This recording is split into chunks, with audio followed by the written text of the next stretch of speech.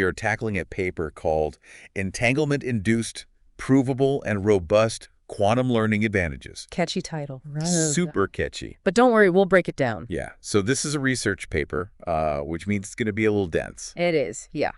But the payoff is huge. Oh, yeah, big time. Because you're here because you want to know. The big question. The big question. Can quantum computers actually learn better and faster?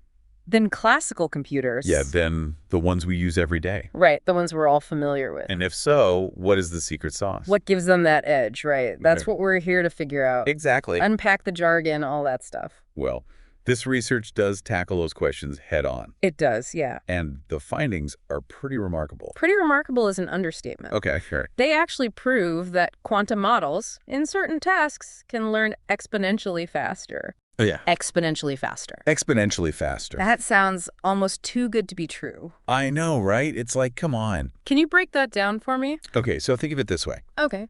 You're trying to teach a computer to translate languages. Mm-hmm. A classical model, it might take weeks, even months of training on massive data sets, huge amounts of data. Okay. Just to get decent at it, right? Right. But the quantum model in this research, it can achieve similar results with a fraction of the data. Really? And in a fraction of the time. What? Yeah. Okay, that's starting to make sense. Yeah. But what's the secret ingredient? The secret ingredient. What's the thing that is making this possible? Yeah, so they keep mentioning this thing called entanglement. Okay, entanglement. What exactly is that? Yeah, how is that giving this crazy advantage to these quantum models? Entanglement is really what sets quantum computing apart. Okay. It's one of those mind-bending phenomena. Mind-bending for sure. It's like this hidden connection between quantum bits or qubits, right? Okay. That allows them to share information instantaneously, regardless of distance. So they can communicate with each other. Basically, yeah. No matter where they are. No matter where they are, yep. Wow. It's kind of like, imagine having a direct line to someone's thoughts. Okay. That's kind of what entanglement is like for qubits. So like a superpower. Kind of, yeah. That lets them bypass all the traffic jams. Exactly. That normal computers get stuck in. They've got a secret back channel, a shortcut. Okay, I'm starting to see why this is such a big deal. Yeah, it's a big deal. But how did they actually test this out? Like, what kind of learning task did they give to both these models? They designed a really clever task. Okay. Based on something called the Magic Square Game. Magic Square Game. Magic Square Game. Right, I am intrigued. It's a problem that is basically impossible for classical computers to solve perfectly. Really? Without some form of cheating. So it's like a test designed to trip them up. Exactly. And see if the quantum models can do better. Yeah, can they rise to the challenge? And here's the kicker. The quantum model, using its entanglement superpowers, was able to solve this task perfectly. It laced it. Taste it. Yeah. While classical models struggled to even get a passing grade. Wow, that's impressive. It is. So it's not just hype. Yeah. They actually have proof that these quantum models can outperform the best classical models head to head. It's not just theory. It's like they actually did it. It's actually happening. Yeah, it's pretty amazing. This feels like a turning point in computing, doesn't it? It does feel like something big is happening. Yeah. But it gets even more interesting when you start to think about the real-world implications. Okay, so what does this actually mean for us? That's the big question, right? Yeah. And that's what we're going to delve into in the next part of our deep dive. Right, tease us a little bit. Well, just imagine a world where drug discovery is dramatically accelerated. Because we can simulate these complex molecules. Oh, wow. Way faster than we can now. Okay, now I am really hooked. Okay, I'm glad. So far, we've seen this quantum model kind of win the game, so to speak. Yeah. But does it always win? That's a great question. Are there any downsides? Downsides, trade-offs. What are the trade-offs? I can't wait to unpack all of that in part 2. Let's do it. Welcome back, everyone. Last time, we saw this quantum model totally dominate this task that classical computers could barely even handle. It was pretty impressive. It really was. Yeah. And even more impressive was that it wasn't just theoretical. Like, they actually proved that it works on a real-world quantum computer. That's what makes this research so exciting. It does. It's not just a thought experiment. Yeah. Okay, so I have a ton of questions. Okay, I'm ready. Is this advantage just like a fluke? Or is there something deeper going on here? That's where it gets even more mind-blowing, honestly. Okay, lay it on me. This paper doesn't just show a one-off win, you know? They actually provide mathematical proof. Hold on, proof. Proof? Like, they can actually guarantee that this advantage isn't going away anytime soon. That's what they're saying. That's a big claim. It is a big claim, and that's what makes this research so significant. Okay. Theorem 2 in this paper is a game changer, in my opinion. Okay, tell me more about Theorem 2. It basically establishes a noise threshold. A noise threshold. Meaning as long as the errors stay below a certain level, the quantum advantage holds strong. So it's not like the second things get a little messy, the whole advantage disappears. Exactly. It can tolerate some imperfection. Okay, that's reassuring because let's be honest. Yeah. Quantum computers are still pretty finicky. They are. They're sensitive little things. Yeah. But this research shows that even with a little bit of static on the line, that quantum shortcut, Right, the back channel. that back channel, it can still outperform classical methods. That's pretty incredible. It is. But how did they actually prove this? Did they just like run a ton of simulations? They did do simulations, but they also went a step further. Okay. They actually ran experiments on a real quantum computer. Wow, really? Yeah, the IonQ area, which has 25 qubits. So they actually put it to the test in the real world? They did. And it still worked? Even with the noise that you get on a real platform like that, the quantum model still delivered these really impressive results. Okay, I'm starting to see the bigger picture here. Yeah. It's not just that they found this clever trick to make quantum models perform well on one specific task. It's deeper than that. It's something fundamental about how powerful quantum learning is. Right. This could have ripple effects across all kinds of fields. So this is about more than just like faster computers. Yeah. This is about fundamentally changing what is possible with machine learning and AI. Exactly. It's like opening up this whole new realm of possibilities. Okay, my head is spinning, but in a good way. Good. That's what we like to hear. Okay, so we talked about the quantum model winning the game. We've talked about them proving its advantage in the face of all this noise. But there's one thing that I'm still dying to know more about.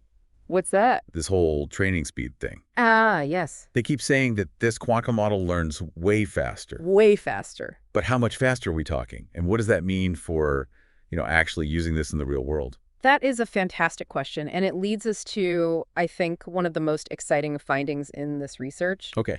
Theorem 3. Theorem 3, okay. This theorem proves that the quantum model needs only a constant amount of training data, while classical models need a quadratically larger amount. So what does that actually mean? It means that as the task gets bigger, more complex, the classical models, they need exponentially more data to learn, Right. while the quantum models' needs, they stay relatively the same. So the quantum model doesn't get bogged down by complexity the same way that classical models do? Exactly. That's huge. It is huge. Can you give me like a real-world example of what this kind of speed difference could look like? Sure. Imagine you're a researcher trying to develop a new drug, right? Okay. You need to train a model to analyze these massive data sets of molecular information. Mm-hmm. With a classical model, that training process, it could take months, maybe even years.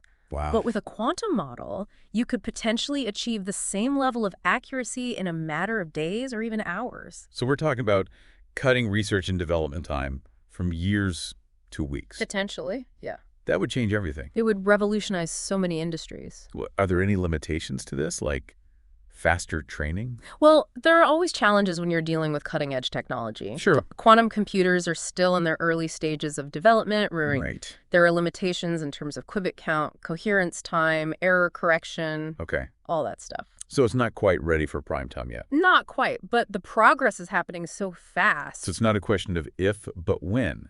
Exactly. This quantum learning revolution is coming. Okay, so this is all incredibly exciting, but I gotta admit, it's also a little bit daunting. I understand. If quantum computers can learn this much faster, what does that mean for the future of work, for the economy, for society as a whole? Those are big questions. Yeah. And ones that, we need to grapple with as this technology continues to evolve. Are we ready for this kind of change? I don't know, but the potential benefits are enormous. Okay, give me some of the good stuff. Well, imagine a world where personalized medicine is a reality, where we can design materials with properties that we've never even thought possible, Yeah. where we can finally unlock the secrets of the universe itself. Okay, this is starting to sound like science fiction. It does, but that's the beauty of it. Yeah. Quantum learning is taking us to the edge of what's possible and challenging us to imagine a future that's both exhilarating and, maybe a little bit scary. Okay, I need a moment to process all of this. Take your time. We've covered so much.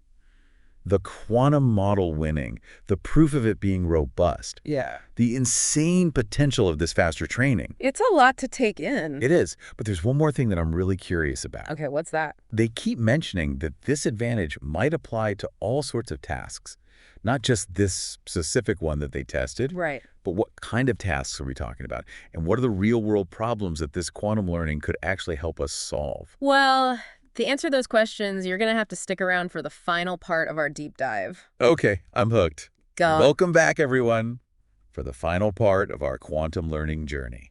The grand finale. It has been a wild ride. It has. We've seen how this quantum model can just crush classical computers. Yeah. We've seen how this advantage is actually mathematically proven. It's not just, like, a happy accident. Right, and it can even hold up against real-world noise, which is pretty amazing. Pretty amazing, yeah. And then we talked about this faster training. Oh, yeah, that's the really mind-blowing part. Right.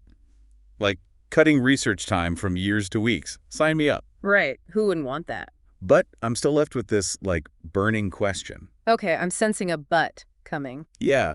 Well, it's one thing to say that quantum computers can learn faster, but what can they actually do with that knowledge? The age-old question, what's the practical application? Right. It's like having this superpowered brain, but no hands to build anything. I like that analogy. So what kind of real-world problems could this technology actually help us solve? All right, let's get down to brass tacks. Yes, please. The possibilities are pretty much endless, but let's focus on a few key areas where I think quantum learning could have a truly massive impact. Okay, I'm ready. First up, medicine. Ooh, medicine, always a hot topic. Always. Imagine a world where we can design personalized treatments, tailored to your specific genetic makeup. Okay, so no more one-size-fits-all medicine. Exactly. Yeah. That's the dream, right? That sounds incredible, but how would quantum learning make that possible? Well, think about how complex biological systems are. Yeah, the human body is a pretty complicated machine. It is. Yeah. And trying to simulate, all the interactions of molecules in your body with a classical computer, that's incredibly difficult and time-consuming. Okay, I can imagine. But with a quantum computer, we could potentially analyze all those interactions so much faster. Really? Yeah. And that would lead to much faster drug discovery, and development of those personalized therapies that we were talking about. So faster drug discovery means cures for diseases that are currently incurable. Potentially, yeah. It's exciting to think about. That's a future I want to live in, for sure. Right. Okay, what else? Let's talk about material science. Ooh, material science. Yeah, imagine designing materials with properties we've never seen before. Like what? Lighter but stronger, more durable but flexible, stuff that seems impossible right now. Yeah. What? Quantum learning could help us understand how matter behaves at, a super fundamental level. Okay. And that could lead to the creation of these totally new materials. With applications in. Oh, everything. Energy, transportation, you name it. So we're talking about revolutionizing entire industries with this technology. Potentially, yes. And it's not just about creating new things either. Okay, what else? Quantum learning could help us understand and solve some of the world's biggest problems. Like what kind of problems? Well, climate change, for example. Oh, wow. Yeah. We could use these quantum models to simulate climate patterns, Okay. but with way more accuracy than we can now. Right. And that means better predictions and more effective solutions. So not only could we potentially cure diseases and build incredible new materials, but we could also save the planet. This is starting to sound like science fiction, but in the best way possible. Right. It's pretty amazing. It really is. And that's kind of the beauty of it, Quantum learning, it takes us to the edge of what's possible. And it challenges us to imagine this future that's both, exhilarating and, maybe a little bit scary. It's definitely a mix of emotions. It is. But one thing is for sure. This technology has the potential to fundamentally change our world. And I think for the better. I'm feeling a lot of excitement right now, and also, a sense of responsibility. I get that. If we have this much power at our fingertips, we have to use it wisely. Absolutely. We have to be thoughtful about how we develop and use this technology. Right. It's not just about what we can do, but what we should do. Well said. It's clear that we're just at the beginning of this quantum revolution. Yeah, it feels like we're just scratching the surface. Totally. And who knows what incredible breakthroughs are still waiting to be discovered. Maybe one of our listeners will be the one to make that next big discovery in quantum learning. I love that thought. So to all of you deep divers out there, keep exploring, keep questioning, and keep pushing the boundaries of what's possible. Couldn't have said it better myself. Because the future is in your hands, and it's looking brighter than ever thanks to the incredible power of quantum learning. Here's to a bright future. That's it for our deep dive today, folks. Until next time, keep your minds curious and your imaginations wide open.